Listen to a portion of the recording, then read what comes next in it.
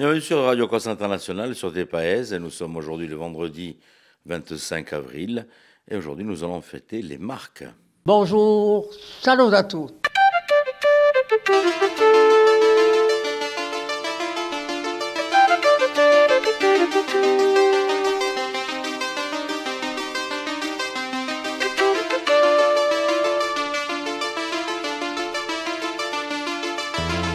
All'ascolto di Radio Corsica Internazionale, prima Radio Corse. Voilà, bienvenue donc en ce vendredi sur votre matinale. Allez, on va débuter notre matinale avec Philippe Jam, de suite avec la météo et l'information au programme de ce jour.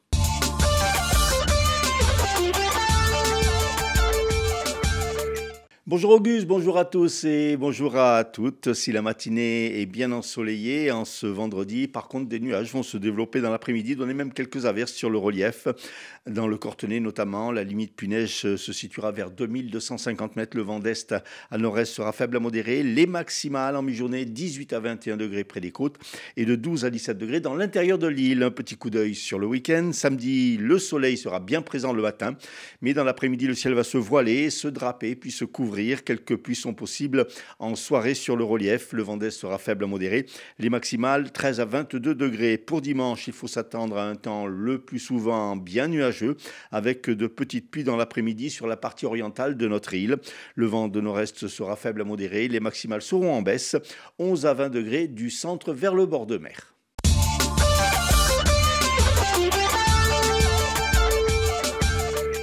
Un ressortissant marocain de 29 ans a été condamné hier par le tribunal correctionnel de Bastia à 10 mois de prison ferme avec maintien en détention pour refus d'obtempérer aggravé. Les faits s'étaient déroulés le 9 mars dernier dans les quartiers sud de Bastia lors d'une course-poursuite avec des policiers. Il en avait blessé 2 d'ailleurs. L'homme conduisait sans permis et sous effet de stupéfiants. Objet d'une OQTF, obligation de quitter le territoire français. Il devra quitter le territoire à sa sortie de prison. Dans un communiqué, un collectif de praticiens hospitaliers de Haute-Corse dénonce le non-renouvellement du contrat d'une gynécologue chirurgienne spécialisée dans le traitement du cancer du sein. Pour le collectif, cette décision de la direction pourrait entraîner la fin de cette activité à l'hôpital de Bastia, seul établissement aujourd'hui agréé en Haute-Corse pour ce type d'intervention.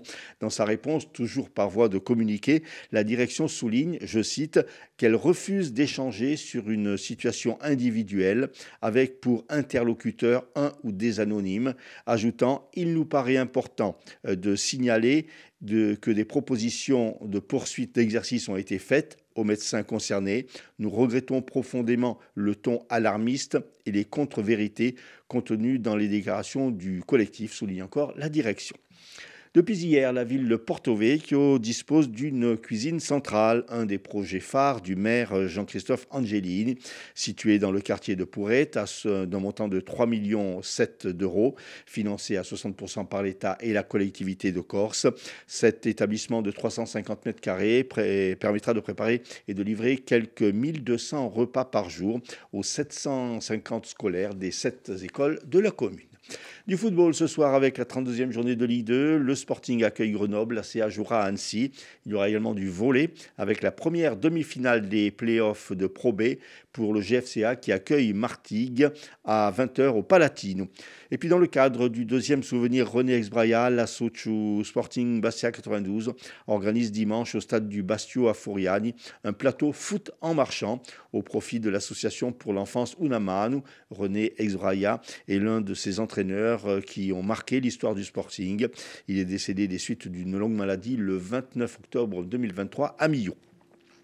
Samedi et dimanche, le KUE, le Conseil d'architecture, d'urbanisme et de l'environnement, organise 4 belles promenades gratuites au sein de la nature et du patrimoine de notre île. Samedi à Ajaccio, un parcours découverte de la ville sur les traces laissées par les 2 empereurs Napoléon Ier et Napoléon III. Et à Castelloubrande, ou dans le Cap Corse, une balade de 5,5 km à travers les hameaux de la commune. Dimanche à Essica-Soirée, là, une boucle de 4,6 km valorisant le patrimoine rural, mêlant histoire, architecture et mémoire collective. Et du côté de Mourato, une randonnée patrimoniale de 7 km environ, mettant en valeur l'héritage religieux, vernaculaire et naturel de la commune. Les inscriptions se font sur le site du CAUE.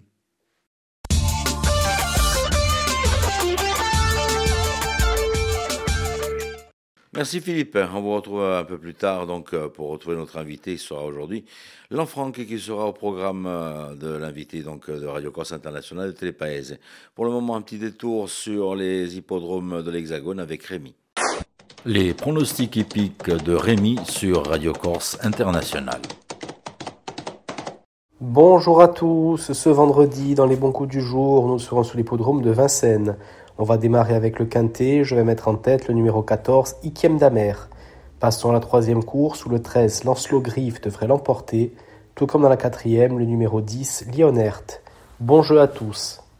L'horoscope, votre horoscope de ce vendredi qui va vous mener donc pour un bon week-end, je l'espère.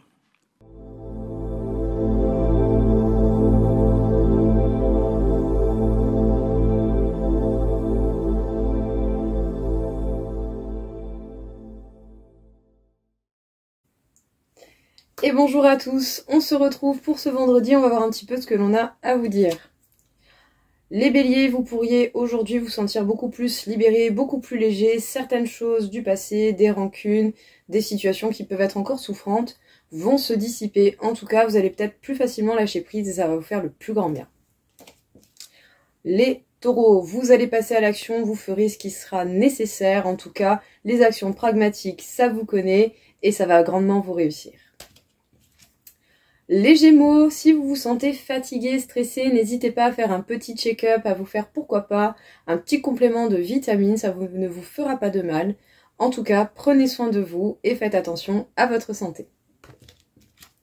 Les Cancers, on lâche prise, on a des évidences, on a des réponses que l'on attendait peut-être ou dont on avait besoin. Ces réponses, eh bien, c'est vous qui les avez. Peut-être qu'aujourd'hui, les choses vont vous paraître plus claires et ça vous fera beaucoup de bien mentalement. Les lions, quelques blocages au niveau sentimental, des incompréhensions ou la sensation de stagnation. Rien de dramatique, mais aujourd'hui, on ne sera pas forcément fleur bleue. Donc, on prend du recul, on prend son temps et on avance gentiment. Les vierges, vous êtes dans une phase de changement. Aujourd'hui, il y a de la nouveauté, il y a de la fraîcheur. On arrête les anciennes habitudes et on prend de nouvelles habitudes qui vont justement beaucoup plus coller à votre personne. Les balances, certaines discussions aujourd'hui pourront être confuses, en tout cas le dialogue, la compréhension entre vous et les autres ne pourra pas être très très clair. Prenez patience, ça ne durera pas. Les scorpions, il va y avoir des réconciliations aujourd'hui avec certaines personnes avec qui vous avez peut-être déjà eu des histoires, des conflits, et même si ce ne sont pas des réconciliations, peut-être une explication qui pourront quand même apaiser les rancunes. Les sagittaires, il y a certaines choses qui peuvent vous peiner le cœur, mais il va falloir accepter les situations telles qu'elles sont. On n'a pas forcément la maîtrise de tout et on ne peut pas forcément tout gérer ou tout modifier. Il y a certaines réalités qu'il faut accepter telles qu'elles sont. Prenez le temps, essayez de vous faire plaisir pour pouvoir passer ce petit moment de pas bien. Les Capricornes, vous ferez ce qui est nécessaire pour pouvoir vous protéger, vous, vos actions, votre travail, votre vie perso. Vous ne laisserez personne venir vous mettre des bâtons dans les roues. Les Verseaux, vous allez avoir des résultats positifs aujourd'hui, des bonnes nouvelles qui vont tomber. Peut-être certaines choses se débloquent ou en tout cas, au niveau financier éventuellement aussi, vous pourrez avoir de bonnes nouvelles et ça fait grave plaisir. Et enfin, les Poissons. Si vous êtes dans une situation sentimentale, il pourrait y avoir des disputes, des incompréhensions, mais bon, rien de dramatique ou de fataliste non plus. Ce sont des phases qui arrivent entre deux personnes. Ou sinon, pour d'autres, si vous avez un coup de cœur pour quelqu'un, peut-être que vous n'aurez pas les mêmes optiques et cela pourra causer pas mal de perturbations. Voilà tout le monde, je vous souhaite à tous une belle journée et je vous dis à bientôt.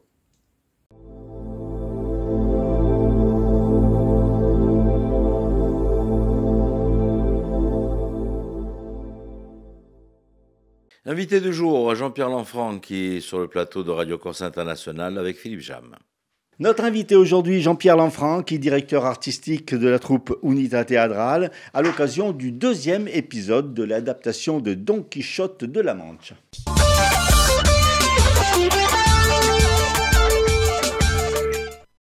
Jean-Pierre, bonjour.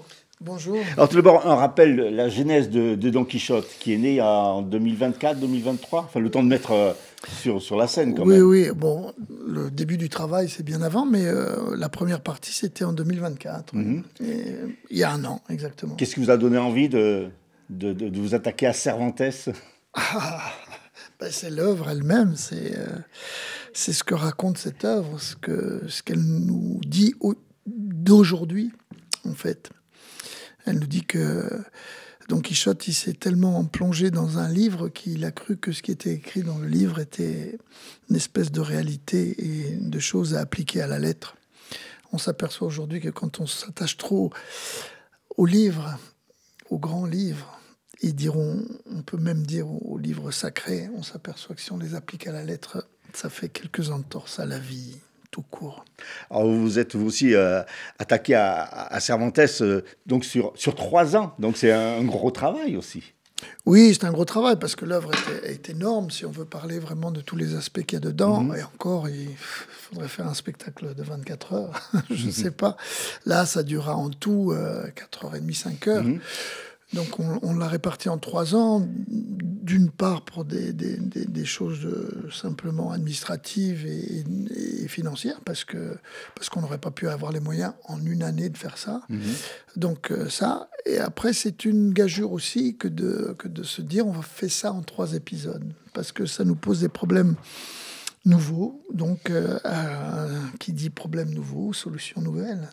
Alors, premier acte donc en 2024. Quel retour vous avez eu de cette première partie qui a pu vous aider peut-être pour le deuxième?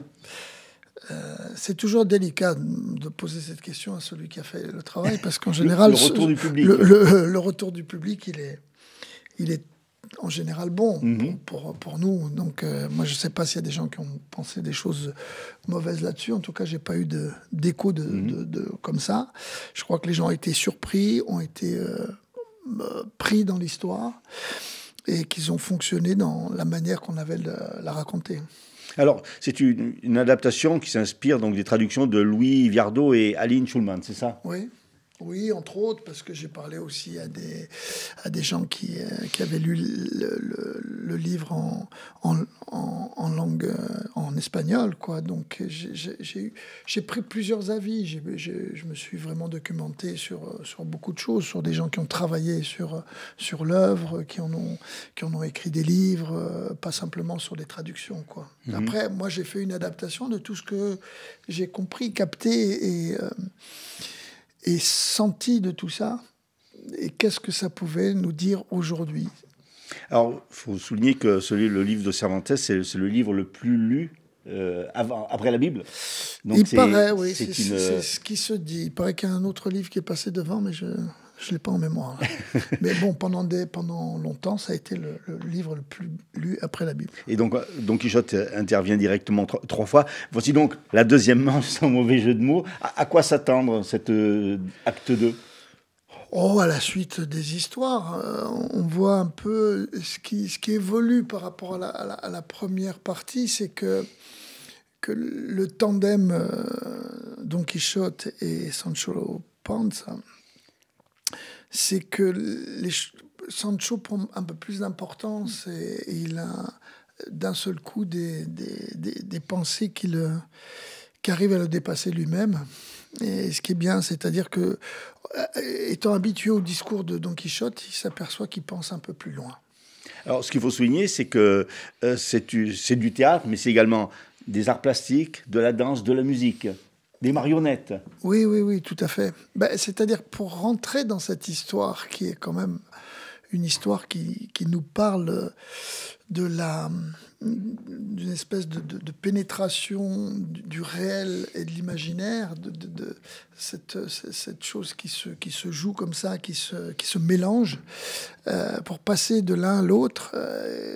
Il nous a paru que les marionnettes étaient un bon moyen, un bon outil pour passer de l'un à l'autre.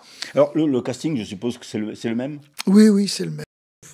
Bien sûr, pour notre cher François qui a été joué quelques pièces ailleurs. Ça doit être difficile justement de pouvoir mobiliser des comédiens sur 3 ans comme ça.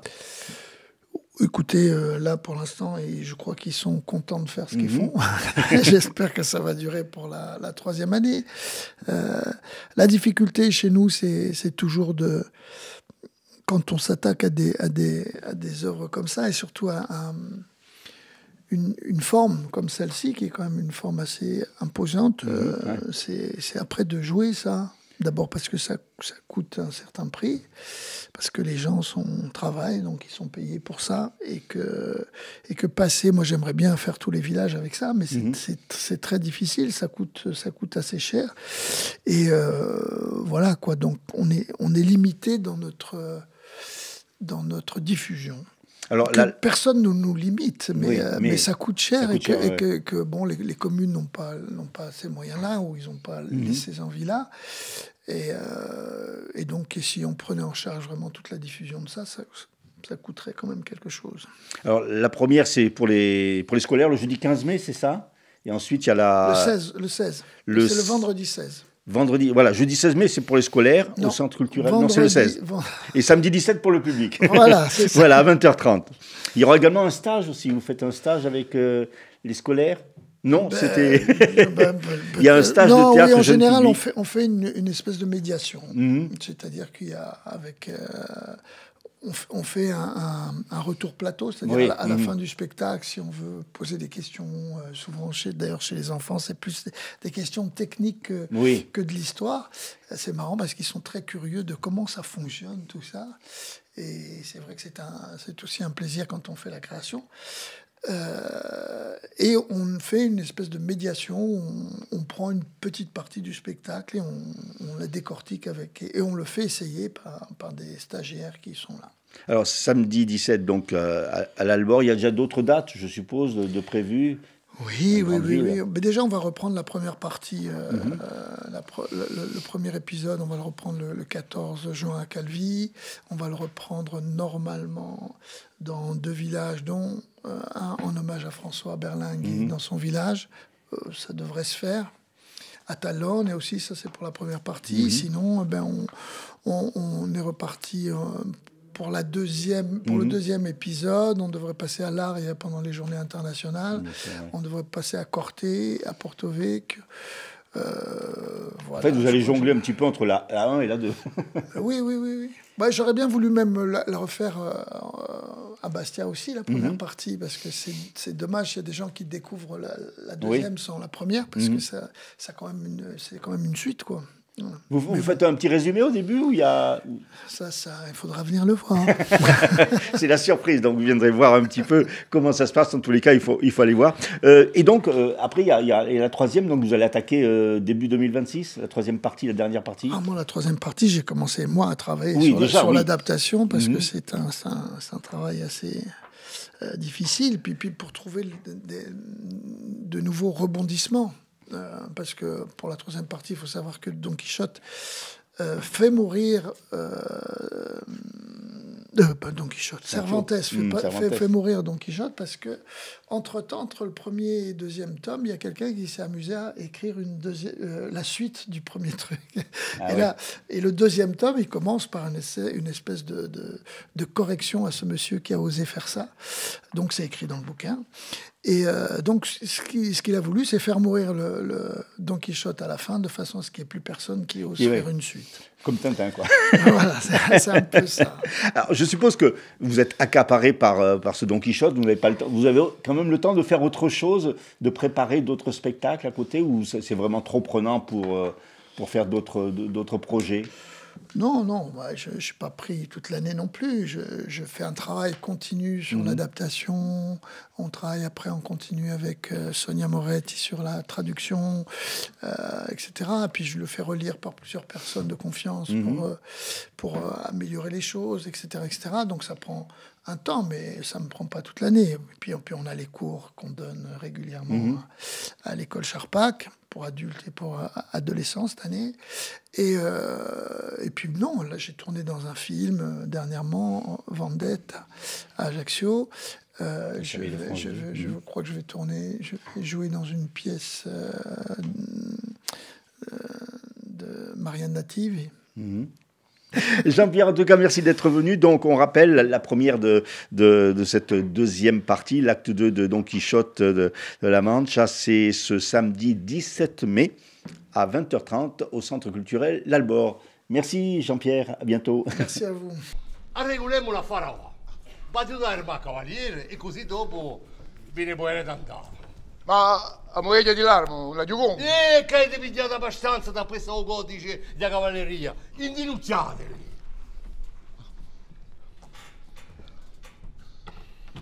Un punto primoroso da essere armato cavaliere tiene ai due corpi con la mano. E dopo i due colpi non alle spalle, qua aperte piane di spada. Da questa a conoscenza di un cerimoniale di rotolamento. Proprio è. Datemi un motivo di preghiere. Che i Dio mi siano testimoni. Che Dio ci sia testimoni. Che per via diamo qualità di signore di sto castello. Chi per via di qualità di signore di sto castello. E dai bueri che mi sono dati. Dai bueri che mi sono dati. Vi faccio qui cavaliere dell'ordine di cavalleria di cavalieri. Vi faccio qui cavaliere di ordine di cavalleria di cavalieri. Erranti. Erranti? La cavalleria erranti. Vi faccio qui cavaliere dell'ordine di cavalleria di cavalieri erranti. Vi faccio qui cavaliere dell'ordine di cavalleria di cavalieri erranti. Ecco, siete cavaliere, signore. Don Cherotto di Amonci. Sì. Cavaliere Don Cherotto di Amonci. Cavaliere Don Cherotto di Amonci. Che Dio vi dia un più orroso cavaliere e che lui porti buona fortuna per i vostri combattimenti. A bene. Va bene. Siru fiero cavaliere per salvare il mondo da tutti i sconciavati, da tutti i malandati.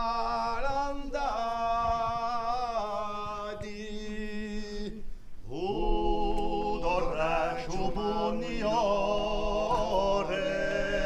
da tutti i malfattori, da tutte grandi ingiustizie, da tutte false malizie. E se usa la parola,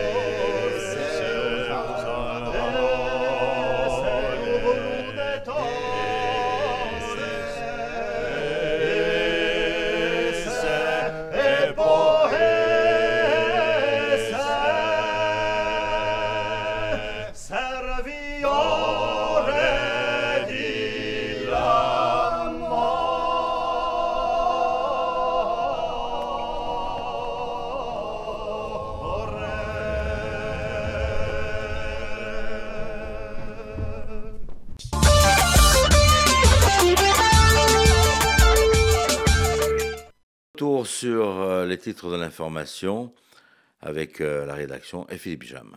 Un ressortissant marocain de 29 ans a été condamné hier par le tribunal correctionnel de Bastia à 10 mois de prison ferme avec maintien en détention pour un refus d'obtempérer.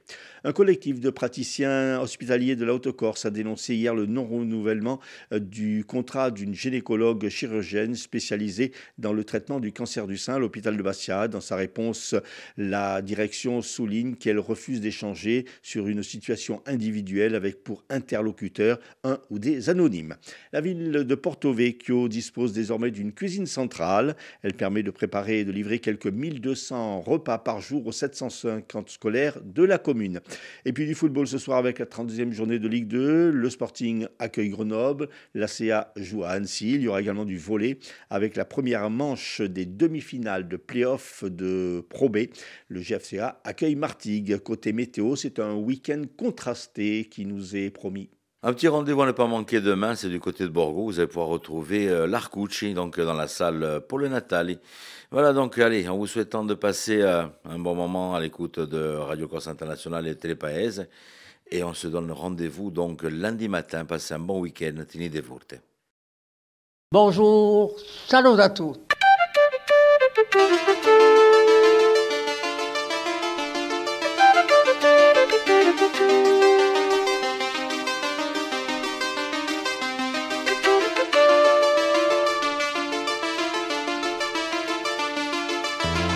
All'ascolto di Radio Corsica Internazionale, prima Radio Corsa. Si mu sempre